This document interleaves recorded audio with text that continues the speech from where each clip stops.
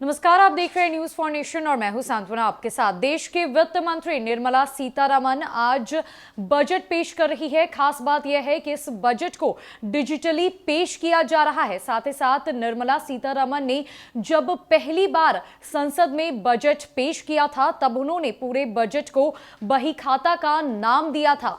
तो आइए जानते हैं कि आज के बजट सत्र में क्या कुछ खास हो रहा है, निर्मला सीतारमण ने किन योजनाओं के बारे में बात की है और क्या कुछ बजट पेश किया जा रहा है। देश की वित्त मंत्री निर्मला सीतारमण ने यह कहा है कि यह अमृतकाल का बजट है जो अगले 25 साल की बुनियाद रखेगा। वो ब्लूप्रिंट पेश कर रही है। बजट की बड़ी बातें करते हैं तो 60 किलोमीटर लंबे 8 रोपवे बनाए जाएंगे। 7 इंजन पर देश की इकोनॉमी दौड़ेगी। आईटी और प्राइवेट सेक्टर को बढ़ावा दिया जाएगा। तेज गति से कार्गो टर्मिनल बनाए जाएंगे। ऑर्गेनिक खेती को भी बढ़ावा दिया जाएगा।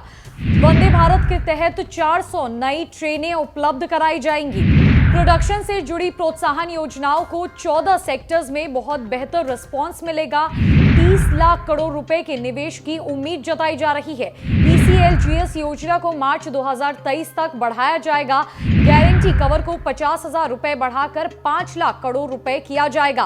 आने वाले सालों में 25,000 किलोमीटर का हाईवे तैयार किया जाएगा। इंफ्रास्ट्रक्चर के लिए 20,000 करोड़ रुपए दिए जाएंगे। तिलहन का घरेलू उत्पाद बढ़ाया जाएगा। ड्रोन के जरिए कृषि क्षेत्र को बढ़ावा मिलेगा। 7 इंजन पर देश की इकोनॉमी दौड़ेगी। 2023 मोटे अनाज वर्ष घोषित किए जा चुके हैं। केमिकल मुक्त खेती को बढ़ावा दिया जाएगा। बजट में अगले 25 साल का ब्लूप्रिंट पेश किया जा रहा है। 60 लाख नई नौकरियां देने की बात कही है निर्मला सीतारमण ने। 30 लाख अतिरिक्त नौकरी देने की क्षमता बताई है। LIC का IPO जल्दी आएगा। इंफ्रास्ट्रक्चर के लिए 20,000 करोड़ रुपए दिए जा रहे हैं। 60 किलोमीटर लंबी रोपवे का निर्माण किया जाएगा।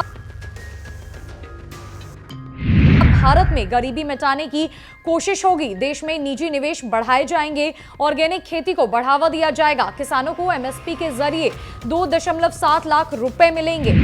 वंदे भारत की 400 ट्रेनें होंगी। नॉर्थ ईस्ट के विकास के लिए प्लान लॉन्च कर दिया जाएगा।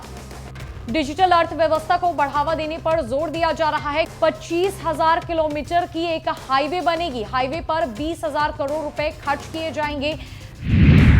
पूर्वोत्तर के विकास के लिए 1,500 करोड़ आवंटित किए जा चुके हैं।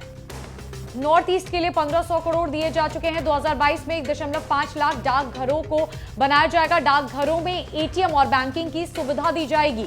2 लाख आंगनवाड़ियों को अपग्रेड किया जाएगा। LIC का IPO अब जल्द आएगा। 60 लाख नई नौकरी सृजित करने की क्षमता बताई है निर्मला सीतारमण ने।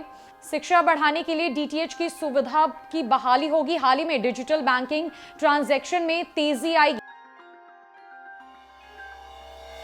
ऑर्गेनिक खेती को बढ़ावा दिया जाएगा। महामारी के कारण मानसिक स्वास्थ्य बिगड़ा है, ये बातें निर्मला सीतारमण ने कही है। 750 नई E-लैब बनाई जाएगी भारत में। डिजिटल बैंकिंग का लाभ अब लोगों तक पहुंचे, इस बात को सुनिश्चित किया गया है। डिजिटल पेमेंट के लिए प्रोत्साहन जारी रखेंगे। पोस्ट ऑफिस बैंक जोड़ दिए जाएंगे। नॉर्थ ईस्ट के विकास के लिए प्लान लॉन्च किया गया है। 2022 में डाकघरों में कोर बैंकिंग की शुरुआत की जाएगी। 75 जिलों में डिजिटल बैंकिंग की शुरुआत होगी।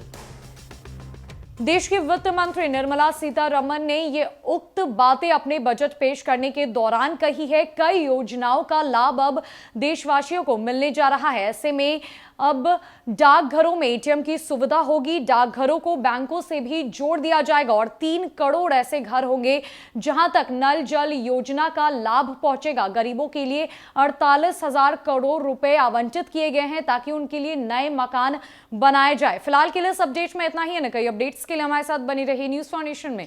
नमस्कार।